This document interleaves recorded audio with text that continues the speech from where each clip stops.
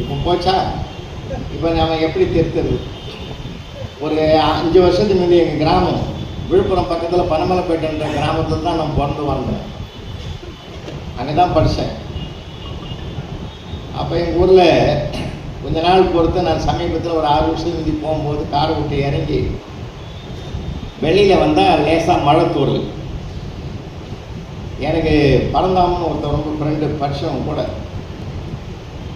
இறங்கி அவன் வீட்டுக்கு வேகமாக ஓடி மழைக்கு ஒதுங்கின மாதிரி இருக்கும், அவங்க கூட பேசுகிற மாதிரி இருக்கணும். உள்ளே போனேன். உள்ளே போனால் வெளியில் நிற்கலாம் பொழுது அவ்வளோ மழை உள்ளே பெய்யுது. அதெல்லாம் ஓட்டு ஓடுது. பழைய காலத்து ஓட்டு ஓடு அப்படியே தாரையாக ஓட்டு. ஏண்டா பண்ணலாமா ஓடு மாற்றக்கூடாதான்னு. இப்போ எப்படி மாற்ற முடியும்? மழை பெய்யுதான்னு. நம்ம வாங்கி சும்மா இருக்க மாட்டேங்குது. இப்போ இல்லைடா சித்திரை வையா சிலை மாற்றலாம் இல்லையான்னு. அப்போ எதுக்கு மாற்றலாம்? அப்போ தான் ஒழுவாது.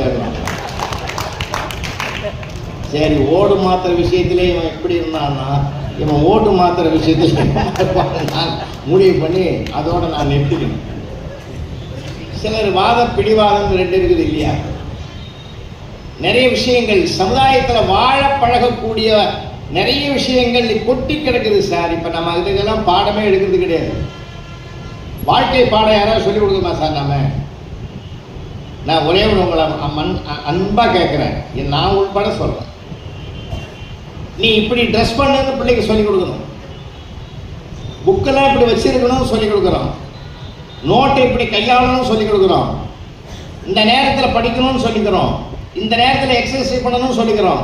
இந்த நேரத்தில் இவ்வளவு சாப்பிடணும்னு சொல்கிறோம். ஆனால் அத்தனை சொல்கிற நாம உன் மனசை எப்படி பக்குவமாக வச்சுக்கணும் தெரியுமான்னு என்னைக்காவது ஒரு உதாரணத்தையாவது அவர்களுக்கு நாம் சொல்லி கொடுத்துருக்கிறோமான்னா அது கேள்விக்குறிதான். சொல்லலை. அதனால என்ன ஆகுது? அவன் தாழ்வு மனப்பான்மைக்கு தள்ளப்படுறான். அதனுடைய விளைவு தற்கொலை முயற்சிக்கு போகிறான். 2 விஷயம். அதையும் நாம் இனிமேல் சொல்லணும். ஏன்னா அன்னைக்கு இருந்தது 7-8 பசங்க, கவலையே இல்லை. ஒன்றை பார்த்து ஒன்றே அதெல்லாம் தயாராகிடுச்சு. என் பெரியப்பா வஞ்சமில்லாத மனுஷன்.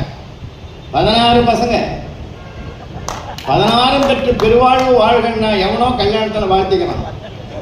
அதை நிறைவேற்றினார். இத்தனைக்கு அவர் போஸ்ட் மாஸ்டர். வெளியிலையும் டெலிவரி, உள்ளேயும் டெலிவரி. 10 ஆம்பளை பிள்ளைங்க, 6 பொம்பளை பிள்ளைங்க.